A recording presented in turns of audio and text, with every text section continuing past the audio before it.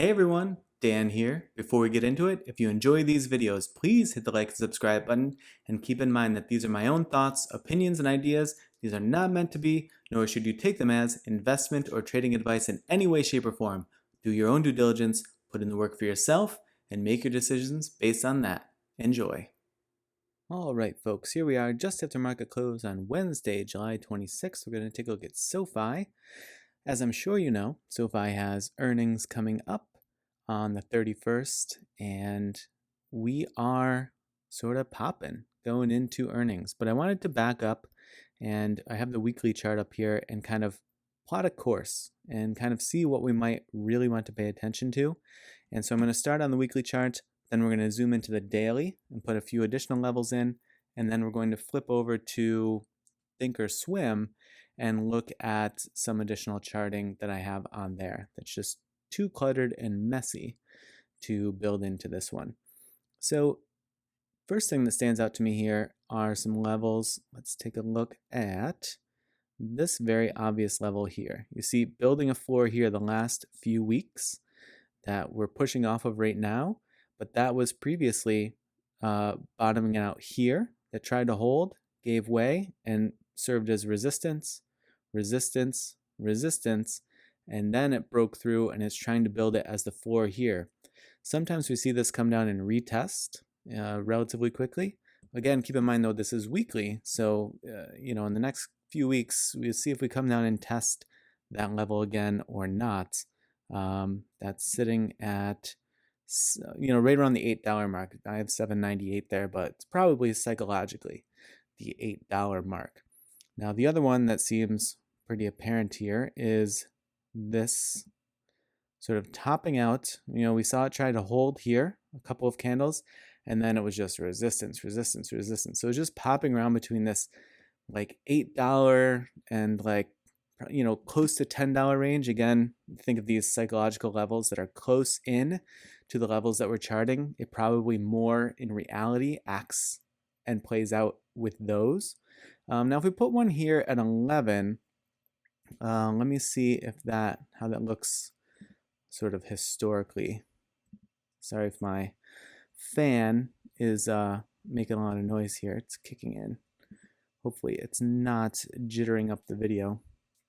So, a little bit, there's not a ton of additional activity on the weekly back there, but it's something to potentially pay attention to. If we happen to lose that $8 level, the next one down that seems, again, relatively apparent to me is this like mid-6 level. You see it tried to build there. It had a gap there that it came down and filled, and then it was just resistance, resistance, popped through, and we saw it sort of playing out back here as well. So let's zoom into the daily and kind of see how things are looking on the daily, see if we can get some trend lines going. So one obvious trend line that we could see here, building off of this level, and so we might get a bit of an ascending wedge coming in if it plays out on the daily and sort of continues to trap itself here, and then it may have a decision to make as it wedges out there. We'll see how that really plays out as we get there. Some additional levels that sort of show themselves here on the daily, this sort of like low 9-ish level. You see a bunch of flips back and forth from support to resistance, and that level trying to sort of act as a key level. If we scroll back here and look when last we were in this range, this is pretty well supported. Through the price action through that range. So really the bulk of it is happening in this territory here, early 2022 into, through like the first quarter or first half of 2022. And then obviously we are sort of in desperation land for a while.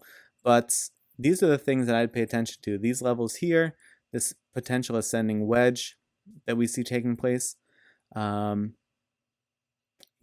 Those look like the ones to me. So let's pull in a couple of indicators and then we'll flip over. RSI we'll look at on Thinkorswim. Here we see MACD basically flat, flipping a little bit, but nothing that's that critical. It's just kind of playing a little bit of green, a little bit of red here.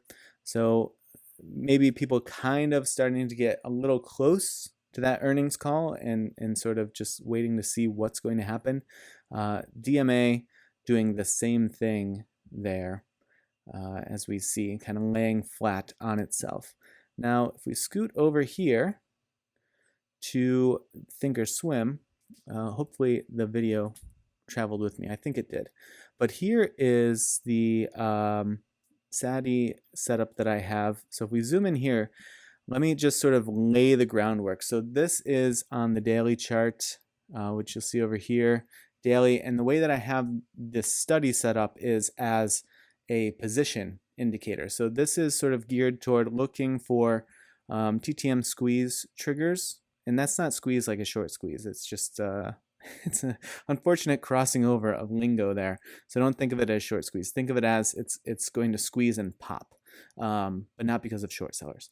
And we see the RSI levels down here. So RSI level still sitting relatively high, but we see because it's spent so much time in bottom near oversold or oversold, could be more than willing to spend a little bit of time near the top or oversold. And we see it sort of firing off a little bit here and gaining a little bit of strength and then it peeling back off. So it's gaining some strength here on the TTM squeeze while it's, coming back toward the center point of this channel. You see this middle line here. So it still is sort of like relatively fighting to stay in the positive momentum side of things, but it's just kind of getting into questioning phase. And again, I don't think that that's super surprising as we're going into earnings call. But if we see it start to sit on this middle range here, we see how that sort of popped off and it leapt out of the channel. And so of course at some point it's going to pull back into the channel, pulled all the way down to the center point of the channel, tested the upper band, rejected off of that, came back to the center, again tested the upper band, and came back to the center. And so now the question is going to be, is the center going to hold?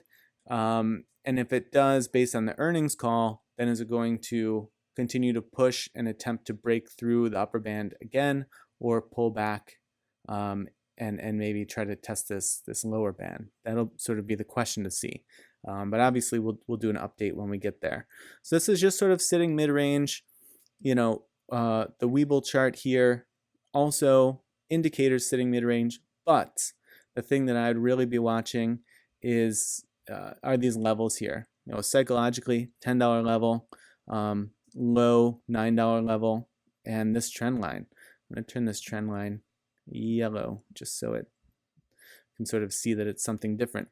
And then, the lower bands here, the $8 level that previously held, and then it kind of drops off quite a bit based on the daily. Again, keep in mind, this is the daily built off of the weekly.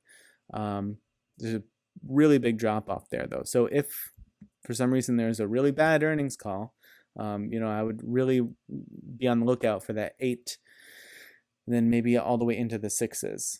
And if not, then if we can pop out of here, build off of 10, we may have some run room to that $11 mark. That 11.16 might just act more psychologically like 11, and I'm sure we'll develop some additional psychological levels probably around the 10.50 range. So it's probably, the stock being this low cost is probably just going to kind of bounce around and pop off of those $1.50 levels quite consistently. But that's what I'd be looking at for the moment, and I wouldn't be surprised if we're relatively sideways until we get the answers from the earnings call. All right, folks, thanks a lot. I'll see you in the next video.